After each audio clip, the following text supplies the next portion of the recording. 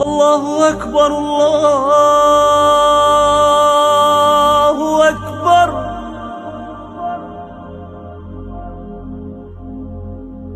أشهد أن لا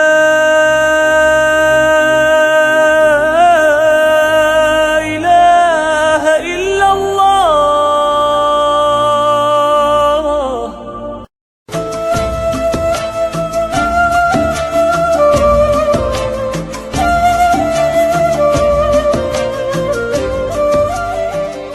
Assalamualaikum warahmatullahi wabarakatuh.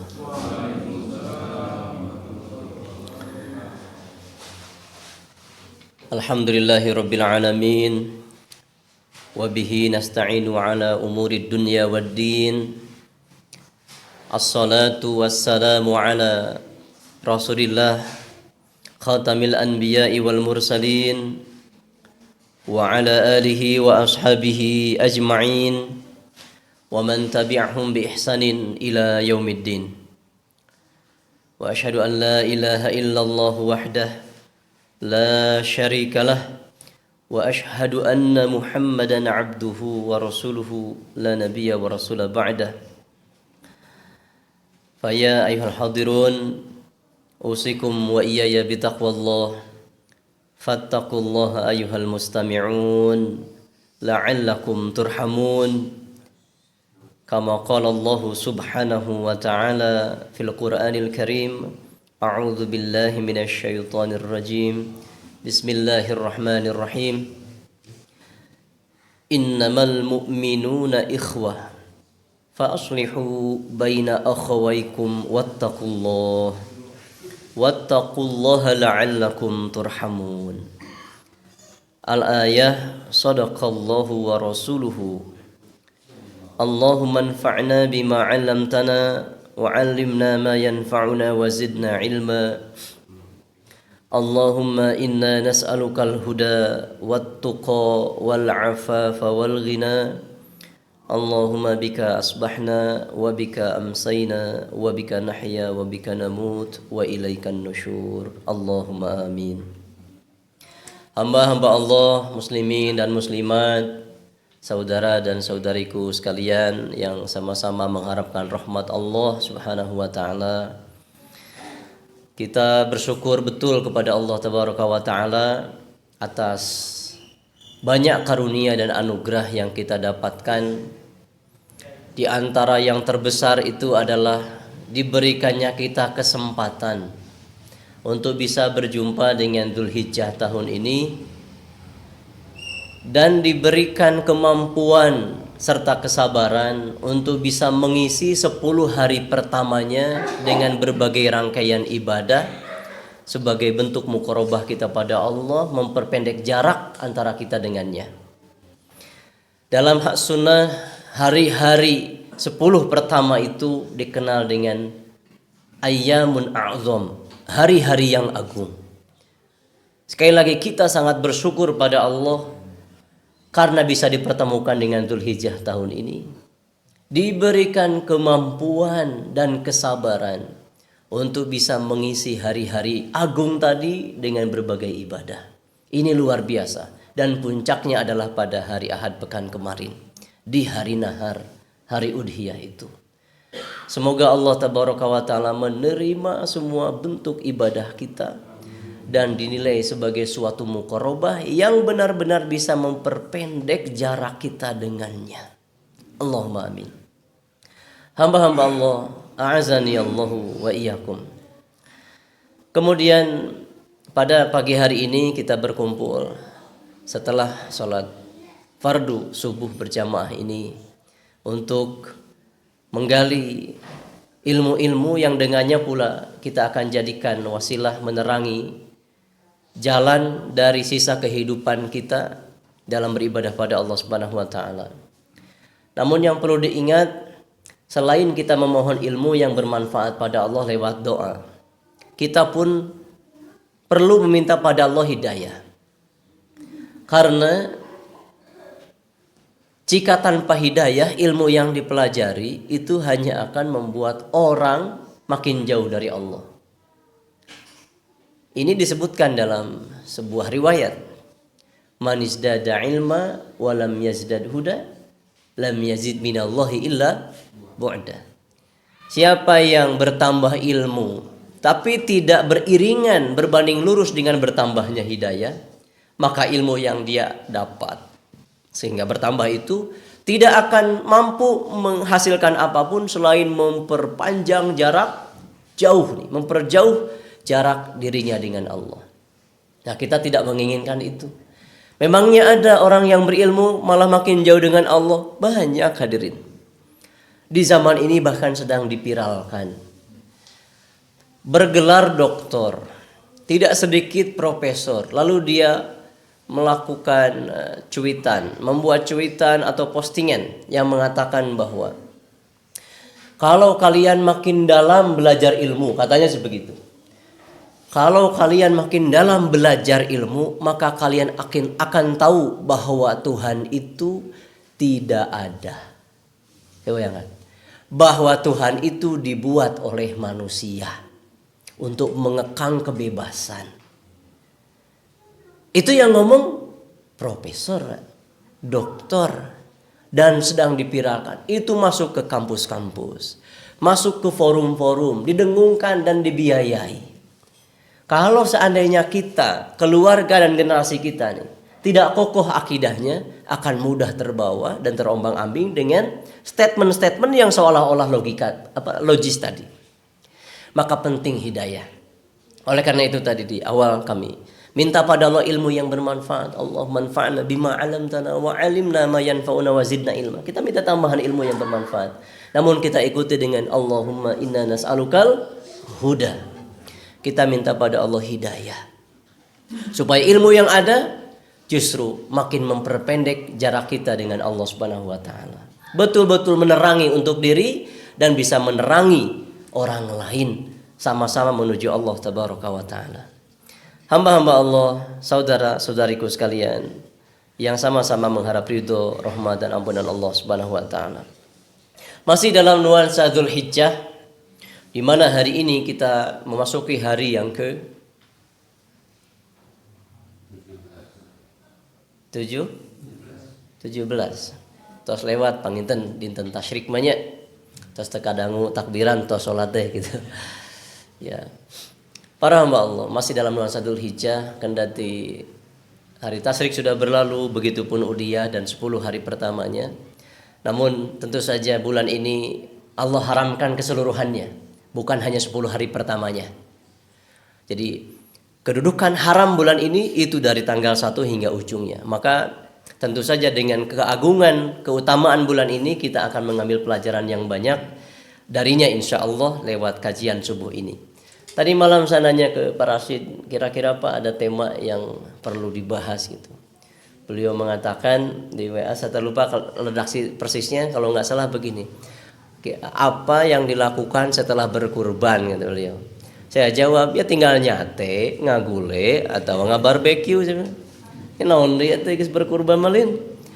Beliau mengatakan iya katanya. Jadi yang akan kita bahas barbeque hadirin. Tidak ya.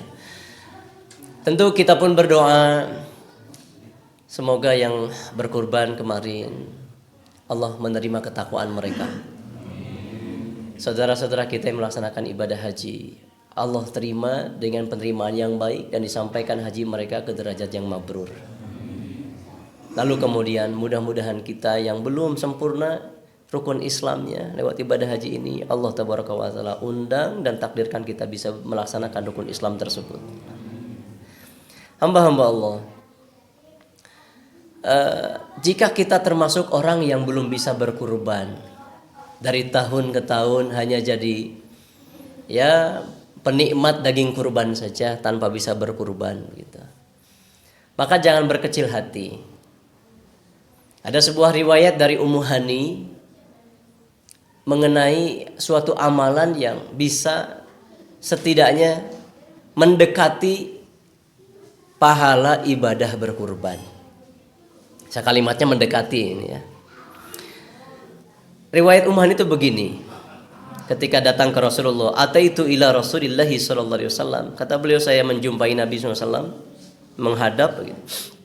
Fakultu, dan saya berkata pada beliau, "Ya Rasulullah,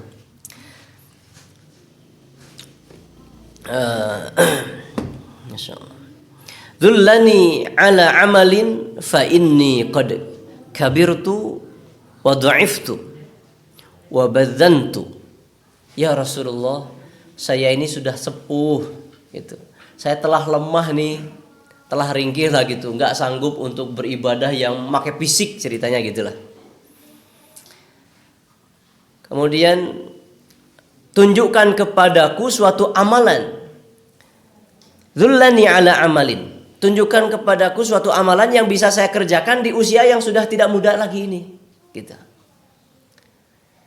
Maka Rasulullah memenuhi pertanyaan daripada Ummu Hani ini. Beliau Rasulullah bersabda, faqala kabbirillah mi'ata marrah wahmadillah mi'ata marrah wasabbihillah mi'ata marrah. Bertakbirlah pada Allah, ucapkan takbir 100 kali.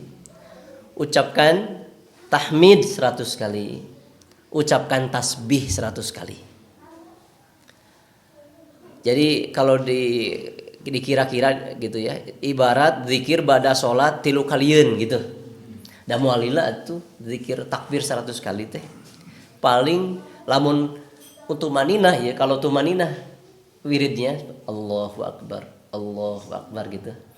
Itu 100 itu bisa, karena 1 detik bisa 2 kali Allahu Akbar, Allah bisa 2 kali, itu 1 detik. Ai samanit kan 60. Samanit setengah kira-kira satakbiran. Tahmid samanit setengah, tos 3 menit. Tasbih samanit setengah. Jadi sadayana sabaraha? 5 menit kurang. Buleutkeun weh 5 menit. Itu masih sangat sebentar jika dibanding waktu nonton Persib kita. Nyekrol Facebook dan WA masih sedikit waktu itu. Nah, nilainya nih. Tahmid, takbir, tahmid dan tasbih, kata Nabi SAW, ini perintah pada Ummu Hani karena beliau minta amalan. Khairun min mi'ati farsin muljamin musrajin, kata Rasulullah. Takbir yang dibaca 100 kali itu lebih baik daripada 100 ekor kuda yang dipilih dan disiapkan untuk jihad fisabilillah. Bayangkan, kuda perang. Aya nu uninga sabaraha pangaosna kuda perang. Kuda delman wae kan lumayan ya. Ieu kuda perang, dedegan age benten. Cangkung ageng lah. Cekatanana dan seterusnya dan seterusnya. Insting dina perang nate aya. Lalu bagaimana dengan tahmid? Tahmid 100 kali, ucapan alhamdulillah 100 kali itu dinilai dalam syariat ini oleh Nabi SAW. Wa khairun min mi'ati badanatin, lebih baik daripada 100 ekor unta yang disembelih untuk fakir miskin. Itu ucapan tahmid, alhamdulillah 100 kali. Lalu ucapan tasbihnya,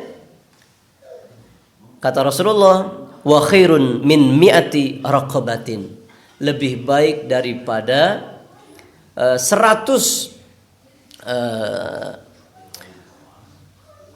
raqabatin, itu membebaskan 100 budak lah lebih kurang. Jadi kalimat tasbih subhanallah dibaca 100 kali, nilainya sama dengan seperti membebaskan 100 budak hamba sahaya. Pahala yang luar biasa. Saya lagi mungkin di telinga kita ini terdengar biasa, namun di mata generasi salaf, amal-amal ringan yang pahalanya gede ini tidak akan dilewatkan begitu saja. Maka baik yang sudah berkurban, apalagi yang belum mampu untuk berkurban, hayu urang dawamkeun maca ieu. Tepira mung 5 menitan, tapi nilainya nah gitu, nilainya lebih baik daripada menyiapkan 100 ekor kuda perang untuk fisabilillah. Lebih baik daripada menyembelih unta 100 untuk fakir miskin, dan lebih baik daripada membebaskan 100 hamba sahaya. Namun tentu jangan dijadikan dipelintir dalilnya. Berarti tahun hareup teu kudu kurban, geus weh. Da aya amalan ieu aya mah nuhun tadah gitu. Maka jeung tadi emang pantat gitu. Nuhun cenah. Hayu eta kurban. Ibadah kurban yang dilaksanakan jelas tidak bisa dijangkau oleh amal ini. Ini supaya tidak tertinggal teuing. Gitu. Teu katuru katutu. Teka kantun. Maka harus ada ngejar dikit meskipun tidak akan levelnya sama. Syukur-syukurnya kurban ongko, nya zikir ongko. Seperti halnya sahabat Ansor. Waktu muhajirin kembali ke mode Indonesia Raya. Ketika sahabat muhajirin, aduh pun sok hilaf karena Sundawa ya. Di awal-awal hijrah semuanya dalam keadaan fakir. Itulah kenapa kita kenal dengan ada ashabus sufah gitu ya. Karena mereka yang nggak punya rumah, nggak punya perniagaan, jadi tinggalnya di pelataran masjid. Melihat ngadu ke Rasulullah datang, ya Rasulullah, abdi aya peryogi penting, mangga aya naon cek urang. Sanesna ieu abdi salat, cek muhajirin teh ya. Sahabat Ansor ge salat. Abdi saum, sahabat Ansor saum. Tapi nalika Sunda wae. Tapi ketika sahabat Ansor bersedekah, kami enggak bisa sedekah. Gitu. Ketika sahabat Ansor membebaskan budak, kami enggak bisa karena tidak punya harta. Karena itu kan ibadah dengan harta itu mah. Maka kami minta amalan yang Rasulullah supaya setidaknya kami tidak terlalu tertinggal. Bayangkan kalimatnya. Tidak ya Rasulullah, cik doakan pada Allah supaya kami bisa kaya sama seperti Ansor. Nggak gitu. Kami minta amalan supaya dengan amalan itu kami bisa mengejar ketertinggalan sahabat Ansor. Oleh Nabi diajari, bacalah selesai sholat wajib itu tasbih 33, tahmid 33, takbir 33. Itu bahagianya, asik, boga amalan yang lain nggak tahu, terutama sahabat Ansor. Dan memang pelan-pelan itu ngawirid. Sahabat Ansor ge peka, punya radar. Sahabat muhajirin pernah sih itu, kunyam-kunyam maca jampe naon yuk gitu. Ditelisik. Mereka tidak ingin tertinggal dalam amal hadirin. Mencek orang mah jampe naon baiklah, yang penting masa boga amalan lain gitu. Enggak gitu. Diketahuilah wirid itu tasbih, tahmid, takbir 33 pada sholat diturutan ku sahabat Ansor. Tos sholat sami subhanallah. Hari ke hari, pekan ke pekan eta sahabat muhajirin muncul urang mah meureunnya aduh cenah ieu diturutan deui wae. Dongkap di ka Rasulullah. Ya Rasulullah, si abdi sholat, Ansor sholat. Sim kuring puasa, Ansor puasa. Tapi pasim kuring wirid, anjeunna ge wirid. Tapi ketika mereka membebaskan budak, bersedekah, kami tidak bisa. Maka setelah itu Nabi tersenyum. Lalu beliau bersabda, begitulah Allah meninggikan derajat manusia antara yang satu dengan yang lainnya. Jadi memang fastabiqul khairat itu real di kalangan salafus shalih. Ai di urang kumaha? Wios we cenah gitu. Wios we. Tak aya kabita ingin mengejar. Aduh ya, Pak RT mah ke masjid 5 waktu can pernah bolong gitu. Kerteg gitu aya. Namun ini nuansa madani di kalangan sahabat waktu itu hadir di tengah-tengah kita. Tapi lamun anteng yang lain sedekah kita tidak iri gitu. Bahkan di syirikeun teh, paling sedekahna tina duit haram gitu. Jadi julid ka dituna teh. Jadi bukan iri. Kalau teh aya yang punya ilmu bersedekah dengan ilmunya, punya tenaga dengan tenaganya gitu, dikorbankan seluruhnya. Yang punya harta pun demikian. Harusnya kita tertarik untuk bisa melakukan hal yang sama. Kalau tidak bisa dikejar, carilah amalan lain setidaknya untuk mendekatkan jarak dia dengan saudaranya itu dalam pahala. Nah, termasuk dalam hal kurban ini tadi sudah kami kemukakan riwayatnya dari Ummu Hani. Dan ini disandarkan pada Ummu Hani riwayat Imam Ibnu Majah dalam musnad beliau, sunan beliau. Hamba-hamba Allah azani Allah wa yakum. Kemudian setelah itu patut kita renungi pula bahwa ada sebuah riwayat lain ini dari tentu saja dari kesaksian para sahabat. Sebetulnya ini malu ya, harusnya menjadi pemicu rasa malu kita terhadap Allah Subhanahu wa taala. Dalam riwayat ini disebutkan kata para sahabat, aqama Rasulullah sallallahu alaihi wasallam bil Madinati asyara sanatin wa yudhi kulla sanah. Jadi Rasulullah itu hadirin senantiasa berkurban setiap tahun setelah beliau tinggal di Madinah. Beliau selalu berkurban tiap tahun selama tinggal di Madinah. Sabar alami tinggal di Madinah beliau 10 tahun teh kurban terus. Padahal di lembar-lembar sirah nabawiyah kita tahu Rasulullah pernah diganjel perutna tadi pas di Madinah sanes di Mekah. Ketika menggali pari tahun kelima diganjel perutnya. Ketika didapati suatu hari Nabi sedang sholat sampai terdengar kretek-kretek gitu. Sampai para sahabat khawatir terjadi sesuatu pada Nabi SAW untuk kesehatannya. Ternyata perutnya diganjel batu. Itu artinya apa? Dari sisi pangan Rasulullah tidak pernah kenyang. Bahkan kungsi bahasa Indonesianya pernah. Hampurawe atuh. Ya, pokoknya keharti banyak pernah dapurnya rumah tangga Nabi SAW tidak mengeluarkan asap untuk masak. Bayangkan keadaan ekonomi seperti itu tiap tahun kurban. Coba bayangkan. Kapan beureun namun urang mah mun teu nyangu sabulan jigna pangripuna di komplek ieu. Mun aya keur kurban ge pas Dzulhijjah jigana teh moal dibikeun meureun. Moal urang dieu mah nya. Nah jadi suudon gitu saya. Astagfirullah. Paralun hadirin. Urang ditu we lah atuh atau ulahnya bisa lah suudon ka batur.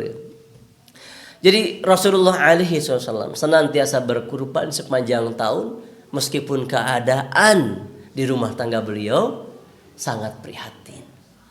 Kira-kira ieu tahun hareup rek kumaha ieu urang? Kira-kira. Maka tentu butuh ikhtiar dari sekarang berupa nabung. DKM kira-kira memfasilitasi nggak tabungan kurban? Ada ya? Program. Bisi editura di imah mah gitu teu kaop kareret gitu. Red deui gitu. Menang nuna teh. Tiba-tiba molongo we. Da seueur ting hajatna asugan adi cepeng ku nu sanes mah gitu. Hamba-hamba Allah, ini hanya pengingat buat saya dan Anda semua. Bahwa seperih apapun sebetulnya suatu keadaan, ternyata Nabi selalu berkurban sepanjang tahun. Namun saya sering baca di status-status media sosial, ada kalimat begini. Beli HP mampu gitu. Beli jalan-jalan mampu, pas kurban nggak mampu gitu. Tolong jangan diangkat yang kayak gitu. Sebab kita tidak pernah tahu keadaan orang itu yang sebenarnya. Boleh jadi dia beli HP karena memang dia butuh itu untuk mobilitasnya. Boa-boa memang maisah nate online. Sehingga dia butuh perangkat itu. Beli motor. Ya, meskipun second umpamana para mau ditukerkeun ka domba teh cukup teh. Karena dia mobilitas kerjanya harus pakai motor. Sementara untuk berkorban memang tidak ada. Jadi heupeun nu kana teh ulah jadi sinir sampir. Karena kita tidak pernah tahu keadaan orang itu. Seperti hanya di Ramadan mas itikaf yuk. Oh yo 10 hari terakhir Ramadan itikaf. Piraku dina satahun teu bisa 10 poe teuing mah. Atuh sahantuna ganjil-ganjil mah atuh. Pika kitulah ceritana. Ieu hadirin itikaf teh sunnah. Sunnah. Boleh jadi yang tidak bisa itikaf itu harus bekerja sip malam hari. Gawe hukumna wajib menafkahi keluarga. Jadi jangan ngukur kemampuan kita ke orang lain. Karena ukuran kita berbeda. Tong ngukur baju ke awak batur. Dan lain awak sampayeun urang teh gitu. Gitu hadirin ya. Bisa dimengerti saya kira ya. Termasuk kurban pun janganlah mengatakan statement-statement seperti tadi. Kalau ingin memberikan motivasi, maka riwayat itu tadi wae Rasulullah pun bisa berkurban tiap tahun meskipun prihatin. Geus titik PKD-nya. Ya. Jadi jangan ditambahi meskipun kita prihatin ayo ikuti. Keun wae keluarga teu dahar oge umpamana gitu. Bima kurban. Ieu si euceul wae. Para hamba Allah, selanjutnya di sisa waktu yang ada sebelum kita mengakhiri majelis ini, berkaitan dengan masih Dzulhijjah, sangat masyhur bahwa ada satu ibadah yang tidak bisa dikerjakan di bulan lain di Dzulhijjah ini, yaitu berhaji. Betul, berhaji. Seperti hanya saum Ramadan hanya bisa dilakukan di Ramadan. Nah, di Dzulhijjah ya haji. Wa adzim fin nasi bil haji ya'tuka rijala wa ala kulli dhamiri ya'tuka bi kulli fajjin amiq. Jadi itu doa Nabi Ibrahim tuh, Masya Allah, dan terwujud sampai hari ini. Yang berjalan, kamari kan viral tuh jalan di Inggris nepi ka Saudi, Masya Allah. Yang berkendara itu sudah tidak bisa dihitung. Doa Nabi Ibrahim alaihissalam. Nah, berkaitan dengan haji ada kisah yang menarik.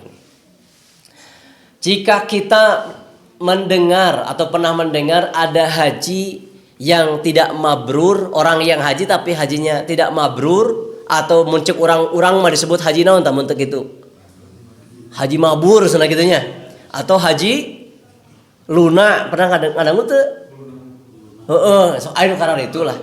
Padahal mabrur dan tidak mabrur itu hanya Allah yang tahu sebetulnya. Sekali lagi, itu ranah siapa yang tahu? Allah. Jadi makhluk tong nyanyahoanan cek. Wah, sudah ada kabuktian di sapopoena kitu. Nya, cicing we, cicing atuh talisan teh. Bisi malaikat sorangan, bisi pas teu kabuktian gitu. Sebab tuduhan kalau tidak terbukti bakal malika nunuduh. Ngomong masalah kekafiran. Hati-hati gitu masalah takfiri yo. Kafir mun teu kabuktian kekafiran malik pada dirinya. Itu sunnah itu, sunnatullah. Dan dijelaskan dalam hadis Nabi SAW. Nah, ada ya kisah menarik nih. Pernah ngadangu teu aya jalmi nu teu haji tapi hajina mabrur. Namun tadi pertanyaan saya, pernah nggak mendengar orang yang haji tapi hajinya tidak mabrur? Mungkin pernah mendengar kalimat itu. Tapi pernahkah kita mendengar ada orang yang gak haji tapi hajinya mabrur? Ini bukan khutbah Jumat, hadirin dijawab atuh. Pernah tuh? Moal batal insyaallah da lain Jumat ini. Jadi kurang dongengkeun atunya. Nuhun hadirin terus ngajawab ya. Jika nu rugi mun ngajawab teh urang dieu mah.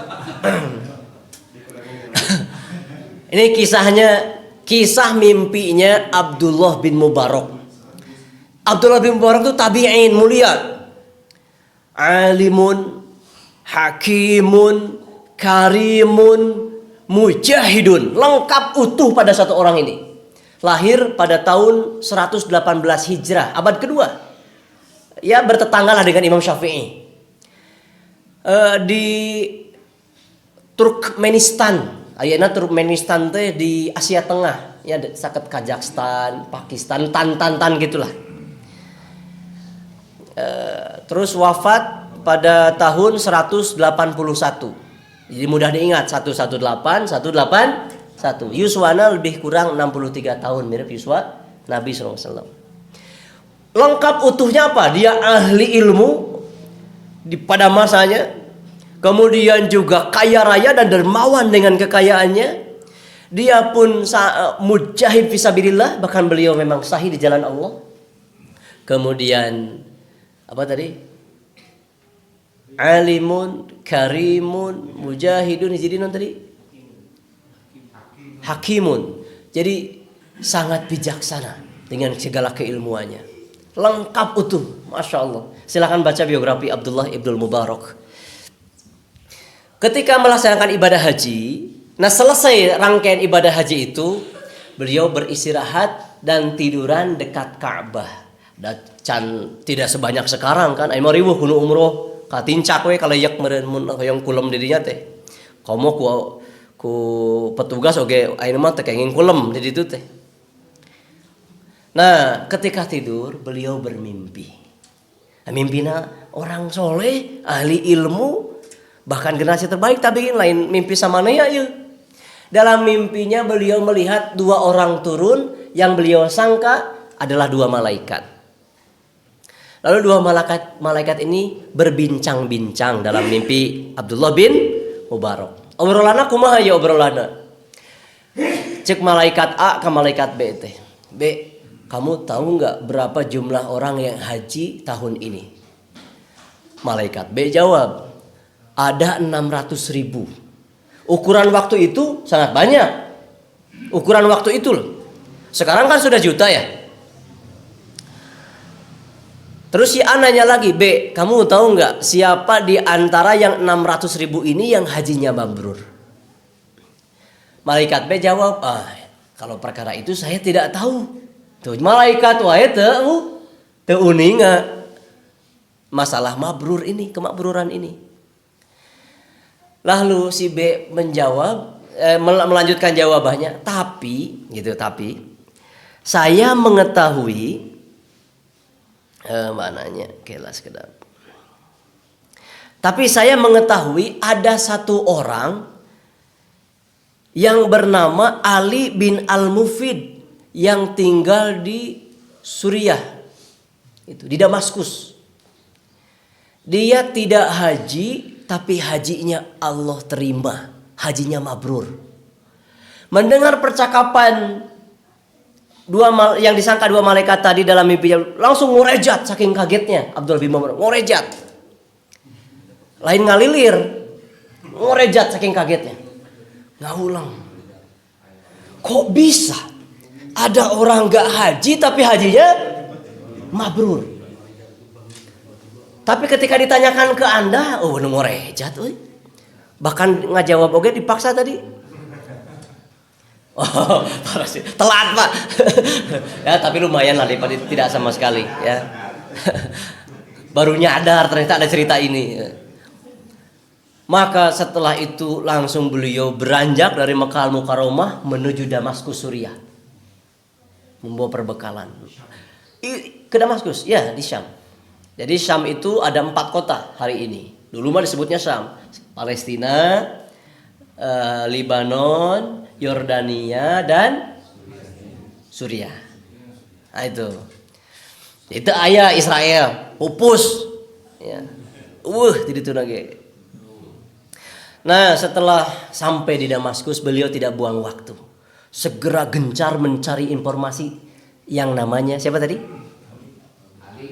Sing lengkap atuh. Abdullah bin Mubarak we sakali diucapkeun dina mimpi ingat jeung ngaran tempatna.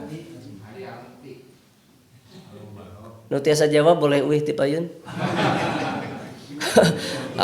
Ieu mah ye Pentiumna ye sabaraha ye. Ali bin Al-Mufid. Apalkeun meh panggih engke dina mimpen ya. Sok ngaroles we urang dieu ya. Sebelah sana. Can usum Google Map. Lah komo akun di Facebook atau Instagram di tangan ge moal manggih harita mah. Ditelusuri. Qadarullah ketemu atas izin Allah. Ternyata ia melihat rumah yang hampir roboh, reot, gubuk. Tok. Assalamualaikum cek Abdul Mubarak. Nuhun tos ngawaler itu carita hadirin. Diwaler ku ti lebat. Waalaikumsalam. Karek da panto bumi gubuk reot teh disada geuning di model film-film horor gitu. Aya sonan dia mau cak Kareket gitu laras. Ali bin Al-Mufid tidak mengenal Abdul bin Mubarak. Da orang Turkmenistan dari orang Asia Timur teu wawuheun. Begitupun Abdul bin Mubarak tidak kenal memang. Abdul bin Mubarak langsung bertanya, "Apakah Anda Ali bin Al-Mufid?" Laras. Terus dicecar ente sugan punten-punten langsung saking ingin penasaran Abdul bin Mubarak. Ini ulama besar nih.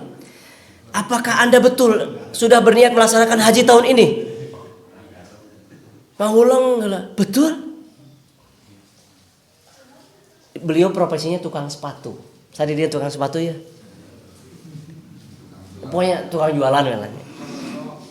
Nah, setelah menjawab itu ngaulang lah keke saha maneh gitu cik urang mah. Kok dalam hati kok tahu rencana saya mau haji? Sebentar sana. Anda kok bisa tahu saya punya rencana haji? Padahal saya nggak pernah cerita ke siapapun. Langsung Abdullah bin Mubarak berkata, saya mendengar, mengetahui informasi itu dari malaikat yang ada dalam mimpi saya, bahwa Anda hajinya diterima oleh Allah dan mabrur. Cedag rewas eta Ali bin Al-Mufid, kuprak pingsan. Kaget bahagia maksudnya. Saat kagetnya diketahui niat apa tadi hajinya, lalu bahagianya diterima niat ibadah hajinya dan mabrur, padahal teu tawaf, teu sa'i, teu wukuf. Pingsan. Abdullah bin Marok segera memberikan pertolongan pertama. Apal nu kitu malah beres dah pernah pramuka panginten. Setelah siuman. Sengaja Sim Kuring membuat kocak alim nangis di forum ieu saya. Ya. Kiar paling lewati kisah-kisah kayak gini melembutkan jiwa betul-betul. Karena mereka sudah ada di makom itu gitu. Lalu kita di mana? Saya akan buat kocak supaya saya tidak mellow ini ya. Setelah siuman. Abdullah bin Barok tidak membuang waktu lagi. Saudaraku, ceritakanlah kepada saya amalan apa yang Anda punya sehingga bisa di derajat itu. Jauh-jauh bayangkan di Asia Tengah, ke Syam hanya sebatas ingin tahu amalan. Begitulah orang-orang mulia. Setelah agak tenang, dia mulai bercerita. Betul, saya berniat untuk haji tahun ini. Pada suatu hari saya mencium aroma masakan daging, meureun keur ngesop mun keur urang. Harum lah bau daging yang dimasak. Ternyata itu dari tetangga saya. Maka saya pun mendatanginya. Ya karena memang beliau pun orang fakir. Ya barangkali kan lila temangi daging. Nah, setelah di rumahnya itu, assalamualaikum tetanggaku, waalaikumsalam. Masak apa nih wangi banget gitu, Kang. Oh iya ini lagi masak daging. Tapi punten gitu. Makanan ini halal bagiku dan haram untuk Anda. Amuing nah bisa gitu. Iya. Amuing tahu amuing? Ya begitulah. Kenapa bisa begitu? Anda tahu keadaan saya seperti ini. Maka saya pun keluar rumah untuk mencari makanan. Ke lorong-lorong, ke gang-gang dari kota ini untuk mencari makanan. Tapi tidak aku temukan sedikit pun dari sisa-sisa makanan yang bisa kami makan dengan anak-anak. Lalu ketika pulang ke rumah dengan gontai, aku temukan suatu bangkai. Tidak disebutkan di kisahnya bangkai apa. Husnudon abdi bangkai anak domba meureun. Atau manuk meureun. Saya temukan bangkai, saya bawa pulang, saya masak. Itulah mengapa saya katakan halal untuk kami dan haram untuk Anda. Mendengar tetangganya bilang begitu, itu tidak kuat. Ali bin Al-Mufid ini nangis sejadi-jadinya dan langsung balik kanan loncat ke rumahnya. Lalu ia ambil tabungan hajinya selama ini. Dia lera untuk kurang makan supaya bisa haji. Dia nabung bertahun-tahun sampai terkumpul 3.000 dinar. Punten pangitungkeun konversi ayeuna. Sabaraha 3.000 dinar? Sabaraha rupiah? 1 dinar sekarang setara 4,2 atau 4,3 juta. Kali 3.000. Punten Pak? 120 juta. Layak haji kan? Haji naon mun ayeuna? Haji plus atau haji furoda? Haji plus. Aya reguler, aya plus, aya furoda. Ieu sanes istilah fikih. Da fikih mah kiron, tamatu, ifrod. Ai furoda plus jeung reguler mah eta mah mengenai administrasi. Jadi tong dibawa karena fikih. Tapi memang begitulah uniknya ibadah haji, betul-betul atas undangan Allah Subhanahu wa taala. Kasus kamari kan furoda kumaha? Tapi aya nu memang jadwalnya tahun depan, malah jadi tahun ini berangkatnya. Lah itu cerita-cerita itu saya baca betul. La haula wala quwata illa billah. Saya puji Allah sebanyak-banyaknya. Dan kemudian tentu meniatkan semenjak lama. Sugan pageto meskipun tabungan can kunjung terkumpul, tiba-tiba wae anu ngajak gitu. Dan mudah-mudahan itu Anda. Ayo tadah bareng. Nuhun pisan. Amin. Nuhun hadirin. Niatkeun teh ayeuna hayang ngajak abdi atuh. Atau ya abdi ge hayang ngajak Anda lah insyaallah. Paheula-heula we pokona mah. Tapi ka mana teh? Tabungan. Itu diambil tabungan tadi segera diberikan seluruhnya 100% untuk tetangganya. Kan beureun lamun urang mah cukup lah ku sadinar ge keur sahari taeun mah meureun makan gitu nya. Ya, punten lah aya kanggo sasasiheun tuang mangga. Seluruhnya 100%. Setelah itu dia kembali ke rumah dan berdoa pada Allah, "Ya Allah, berikan saya umur yang panjang agar bisa nabung lagi untuk bisa ibadah haji." Tulus. Orang fakir tadi tetangganya menjaga muruah, tidak minta-minta. Orang yang memiliki tabungan meskipun dia memang butuh juga sangat dermawan. Terciptalah harmonisasi indah ukhuwah Islamiyah itu. Kiwari yang berkecukupan pun kieu mentalna teh. Lalu yang berpunya bakhilnya luar biasa. Terjadikah dinamis hari ini harmonisasi? Tidak ada. Bahkan yang minta-minta itu bukan hanya yang compang-camping, mereka sampai yang berdasi. Eta kasus korupsi marukankeun kumaha gitu. Kan perampok semua mereka nih. Ulah nu disebut koruptor lah halus teuing, rampok. Maling geus gitu ya. Maling hayam we bobok belur kok main duit rakyat cuy. Dan seterusnya. Maka harus dihinakan betul mereka. Dimiskinkan, didenda sebanyak-banyaknya gitu. Harusnya gitu dipermalukan betul tuh. Kalau di Cina mah dikumakeun tah gitu. Hukum mati. Para hamba Allah. Itu yang dilakukan oleh sahabat tabi'in mulia Ali bin Al-Mufid ini. Mendengar cerita tadi, Abdullah bin Mubarak terpuaskan penasarannya. Rupanya itulah yang membuat hajimu diterima Allah Subhanahu wa taala, sementara kami dan semua muslimin yang 600.000 tadi, kami tidak tahu apakah haji kami mabrur atau tidak. Itu janggut Abdullah bin Mubarak basah sejadi-jadinya mendengar cerita dari orang mulia tadi. Maka para hamba Allah, saudara-saudariku, sok nabung teh ayeuna. Niatkeun. Namun ketika ada hajat-hajat hamba Allah yang lebih membutuhkan, tong sieun, tong kagok. Kepekaan tumbuhkan. Jangan-jangan memang ada saudara kita, kerabat, tetangga yang butuh uluran tangan kita. Ternyata mereka berhari-hari tidak makan, atau anaknya terancam putus sekolah karena belum bisa bayar biaya, dan lain-lain. Atau sudah banyak yang nagih sampai diancam untuk disita. Mari kita bantu. Mungkin dia ghorimin. Dan karena hutangnya betul-betul bukan untuk konsumsi. Maksud saya bersifat konsumtif. Nganyuk-nganyuk anu sifatnya hayang mantereng. Tapi betul-betul hanya untuk kepentingan dasar. Itu ghorimin. Ayo kita tolong. Dengan begitu mudah-mudahan. Karena kita tidak pernah tahu kemuliaan-kemuliaan tadi itu. Jadi jaga muruah kita dari minta-minta.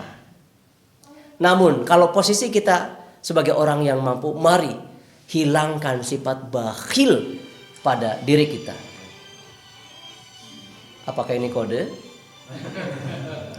Seberapa menit deh habis ya waktu kita. Tapi lapar Pak. Baik.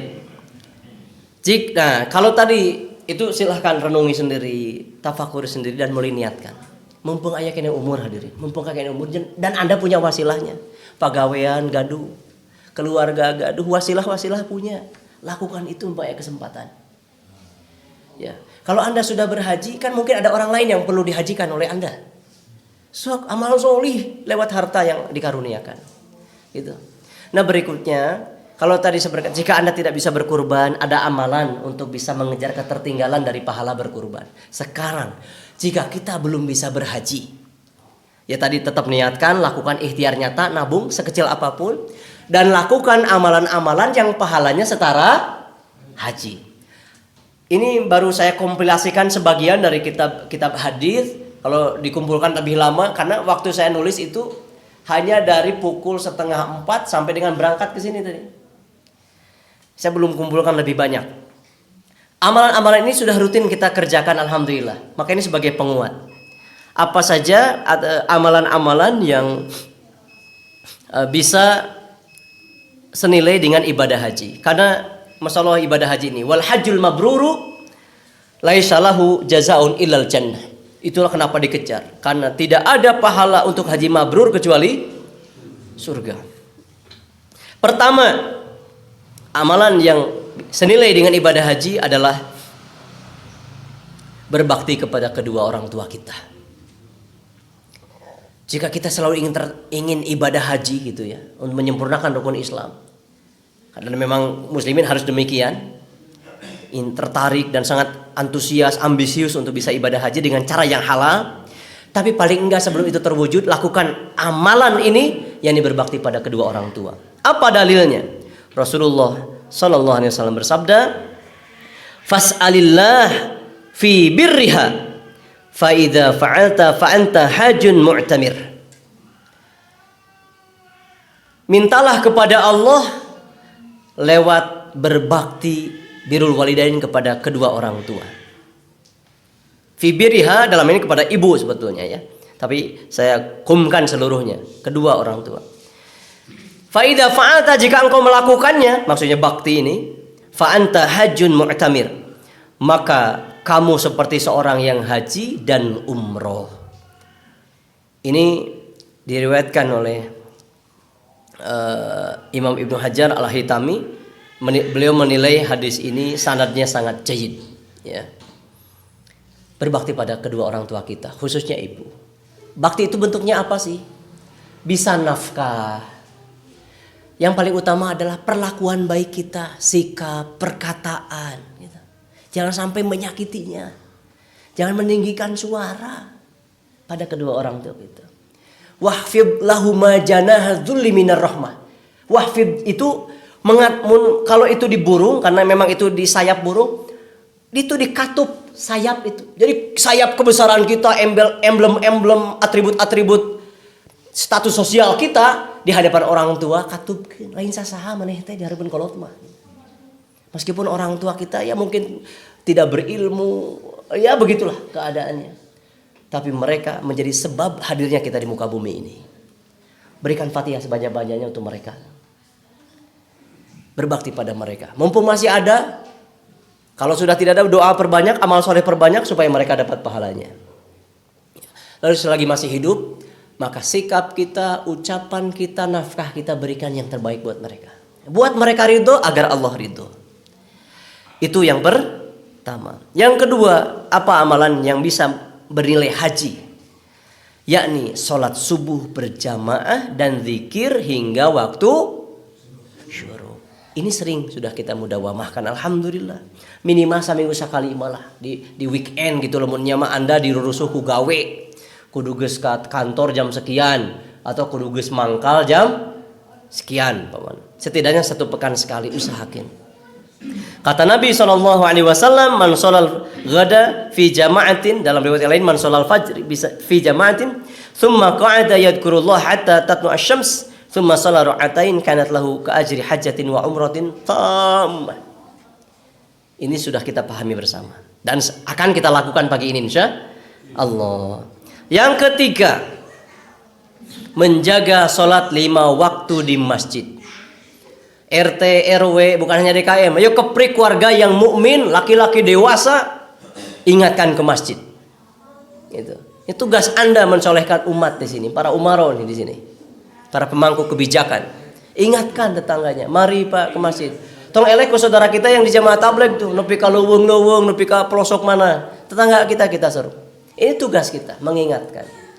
Bagi para ayah nih, para abah, gusur budak lelaki dan geus balik. Anak yang kecil di bawah, supaya tidak kehilangan regenerasi. Sholat 5 waktu, ya. Paling tidak isya dan subuh. Kalau memang kita harus bekerja tidak di lingkungan ini sholat berjamaahnya. Itu sabda Nabi SAW. Bagaimana? Man kharaja min baitihi mutatahhiran ila salati maktubatin fa ajruhu ka ajril hajj al muhrim. Siapa yang keluar dari rumahnya, man kharaja min baiti mutatahharan ila salatin, yang memang ditujukan untuk salat berjamaah yang 5 waktu di masjid, ila salati maktubatin, maka pahalanya seperti pahala haji. Ayo, ini kita mudawamahkan dengan keluarga kita. Lalu yang terakhir, kalau saya sebut terakhir ya, karena ini dalam catatan saya sementara ini, saya yakin kalau dikumpulkan masih banyak lagi. Setidaknya untuk pertemuan sekarang begitu adalah memakmurkan majelis ilmu, majelis zikir seperti ini. Alhamdulillah ada mampu bersobar nih. Ternyata memakmurkan majelis ilmu kapanpun, dimanapun, itu nilainya di antara sekian banyak fadilah memakmurkan majelis ilmu, menuntut ilmu, ternyata juga bernilai seperti ibadah haji. Bagaimana dalilnya? Rasulullah sallallahu alaihi wasallam bersabda, "Man ghada aw raha ilal masjidi la yuridu ghairahu liyata'allama khairan aw liyu'allimah thumma raja'a ila baitihi kana kal mujahidi fi sabilillah raja'a ghaniman."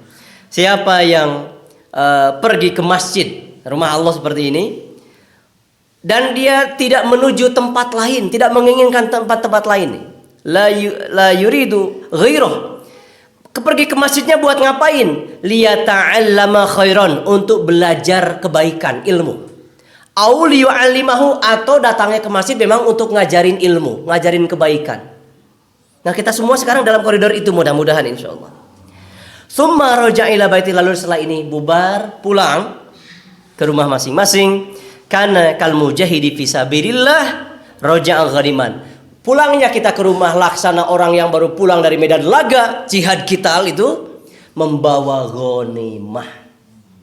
Mana hajinya? Nggak ada apa hajinya yuk. Ada dalam keterangan Aisyah, beliau menimpali hadis tadi, lakin afdalul jihadi haju mabrurun. Seutama-utamanya pahala jihad adalah haji yang mabrur. Ayo bersemangat sholat berjamaah. Ayo bersemangat memakmurkan majelis ilmu dan menjaga sholat 5 waktu. Tentu itu semua butuh sarana berupa 2. 1 istiqomah, 2 sabar. Isbiru wasobiru, itu perintah Allah di surah Al-Imran ayat terakhir untuk orang beriman. Ya ayyuhalladzina amanu isbiru wasobiru.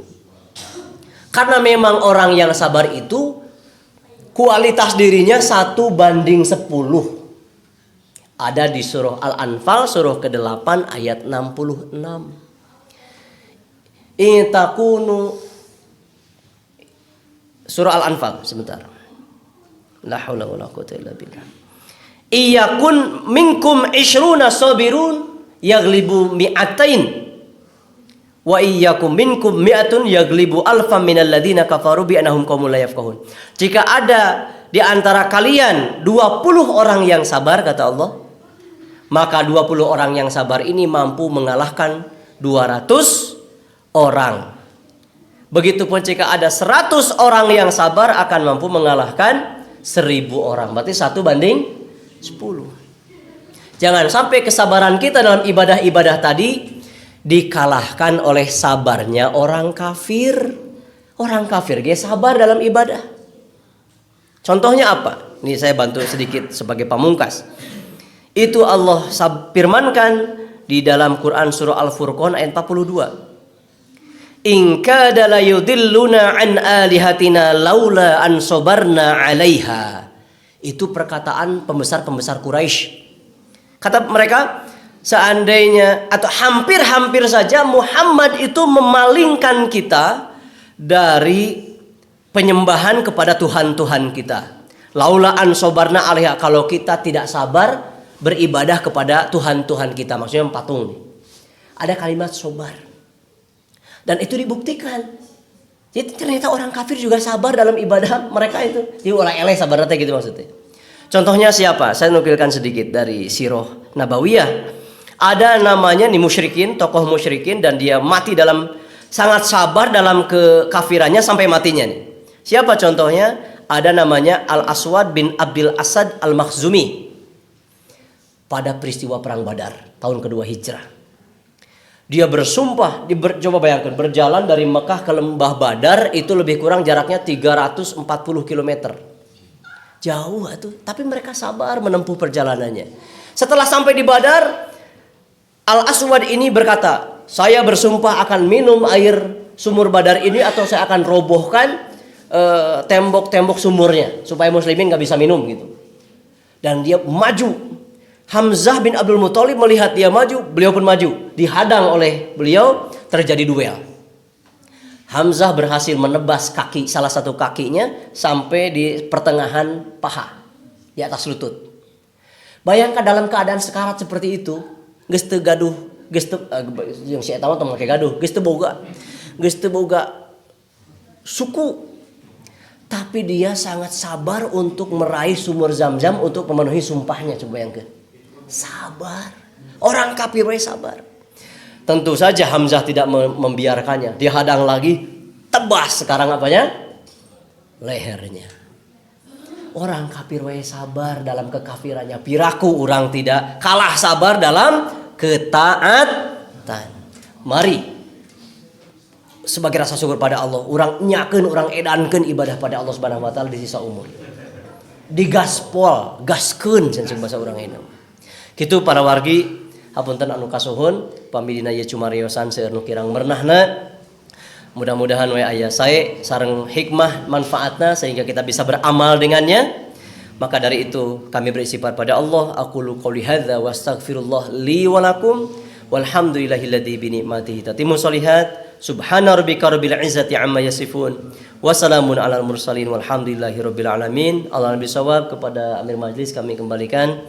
Wassalamualaikum warahmatullahi wabarakatuh.